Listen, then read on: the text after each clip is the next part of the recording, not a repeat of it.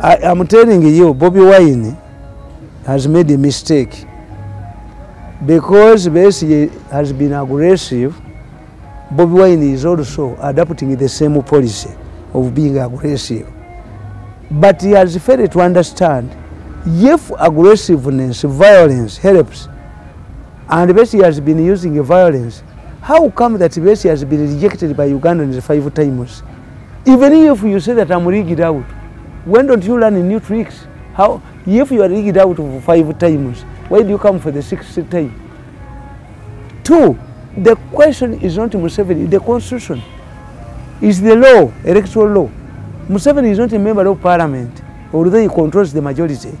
But even if Museveni controls the majority, how come that these MPs pass these laws?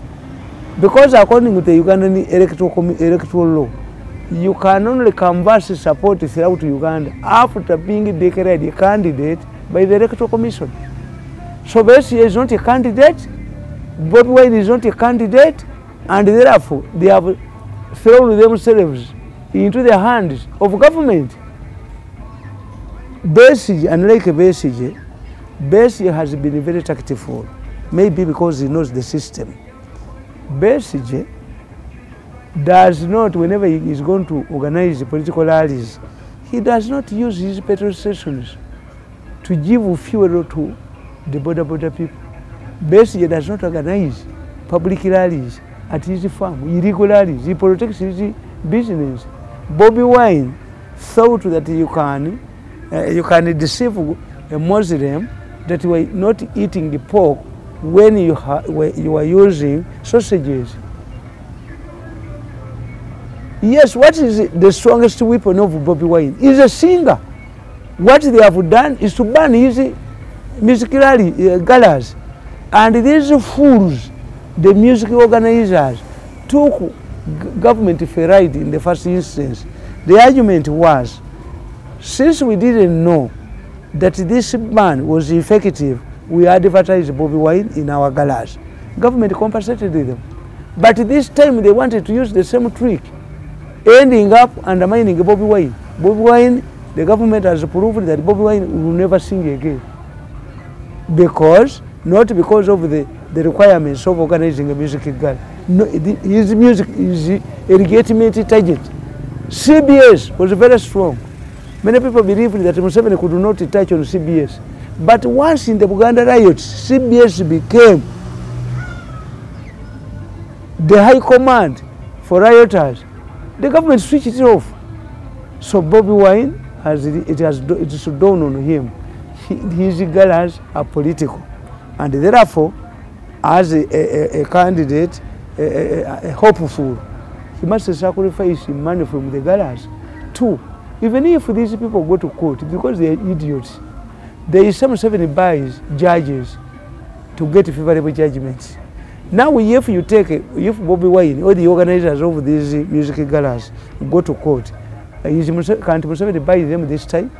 Are they going to import Bazungu here to handle their cases? So the whole thing is idiotism. They will not manage.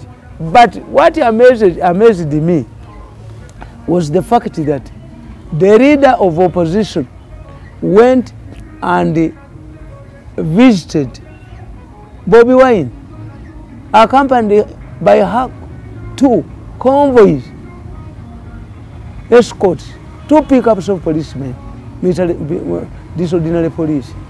The same police that had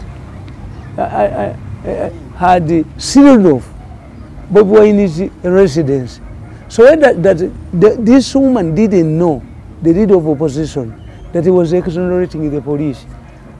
You are in opposition like Bobiwine. You have the policemen who are not harassing you. It means that if they are not harassing you, they have a point to do what they were doing in Bobiwine's place. Finally, Bobiwine sang with these people, with his colleagues, this is a famous song, Tuli Ambale Ngule, in his house. It was not disrupted by the police, exonerating the police. That as far as you are singing your song inside or in your compound, we don't mind about you. finally it was political naivety on the part of Bobiwine. You cannot expect government to allow you to organize a group that can storm Kampala in a situation whereby the neighboring country is having the same problems. Even if you have the weakest government, because this is what Besigye used to do. Besigye used to think that he could not be arrested, that his arrest would spark off riots. At one time, President Museveni was told that don't allow Besigye should be tried at Nakawa. When he comes to Kampala, the city, the rioters will storm Kampala. Museveni said Besigye should be tried in the High Court. A humble Besigye was brought in the High Court. Was Kampala burnt? No. Ugandans are engaged to get their money in the private sector. All of this money you are hearing, security rights are being consumed by the mafias, the mafia gang. Even me, for those of us who talk on behalf of this government, we are moving cautiously. Why? Why should I risk my properties when I'm getting nothing from government? When those who are eating this money are hiding in Serena? This is why. In fact, Bobiwine is not a smart politician. He is not yet smart. One, people power is no longer controllable. It's a slogan. It needs no structure.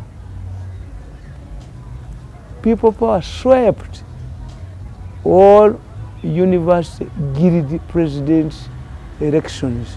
Was Bobiwine allowed to address the university students in all of these universities? No. How come that without his presence, people power swept all of the guild elections? Two, there are areas where Bobiwine has never stepped. Everywhere you travel a lot. Everywhere you go, you will find a people power office, or people clad in the ankofilas and the attire. Why? It's not Bobiwine. In fact, if Bobiwine succumbs to pressure, they can pick on another one. But the problem with Bobiwine and other opposition leaders, they are looking at Besigye as their enemy. Besigye is not their enemy. Besigye is finished. But because they don't realize this, they are adapting to Besigye's failed political system, policies of violence. Ugandans don't violence. One thief? My theory, I said, even if the opposition is divided, the NRM government should not celebrate. Why? Because if force thieves attack your house from different directions, none of them wants to preserve the house. But what the government has done, successfully done, he has not allowed any of these people to break the law. Even if it requires more policemen, I'm telling you, they recruit them. Recently, they recruited local defense people. My advice, I gave an example of rats. That rats convened a meeting to decide how to handle the kappa. The younger rats proposed, why don't we tie a bell around the kappa's neck so that we realize that he is coming and we run away? The past has never been solved because the old rats laughed at the younger ones. You think we've never thought about this? It appears to be simple, but who can tie this bell around the neck of the kappa? This is the situation of the opposition leaders. Every kappa that has come to tie that bell around the neck of a kappa has been either eaten or has frightened and run away. The Mawos, the Besigyes, the Mbabazis. In fact, the opposition person who has ever challenged Museveni, whom I give 90% or 95% is Mbabazi. Mbabazi was not violent. Mbabazi adopted a system we call a surgical operation. A surgical operation is applied where an insider paralyzes the government using its institutions by infiltrating its institutions. Mbabazi appeared to be a strong supporter of Museveni. Nobody suspected him. He was a very powerful number two, de facto number two. Special minister who? He was in charge of Prime Minister's office, the heart of government. Nobody could suspect Museveni. In fact, even the Yuso men who wrote reports that Mbabazi was against Museveni, they were sacked. I remember telling in Nakalem that Mbabazi wants to overthrow Museveni. Nakalem dismissed my argument because Tumwebazi is a close friend of Nakalem. And remember, who presided over Tumwebazi's party as a minister? It was Mbabazi. And Mbabazi had the audition of saying, you have always been asking us about our successors. This is one of the successors. Therefore, it was only Mbabazi who did not try to tie a bell around the cat, the kappa. No, because Ugandans are interested in working in the private sector.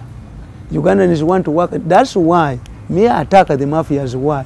Why do you come and grab Utoda when you are a very rich man? Because Utoda employs many people who are not educated, who cannot get jobs elsewhere. Why do you antagonize the markets? The Uganda Revenue Authority is very dangerous. Eviction of people, massive evictions, are more dangerous than Besigye and Bobiwine combined. And because Museveni is a lucky man, they don't also highlight these ones. No, they don't highlight these ones because it seems, in my opinion, there's mafias who are doing this, undermining Museveni. So that's why it has not attracted the opposition leaders to attack them. You look at Kenya. In Kenya, Raila Odinga attacks the government until recently when he had the handshake. Raila puts the government on his toes. Tell me one opposition leader who puts the government on his toes. No. No. Why? It seems some of their financiers are part of the mafia group. Because the mafia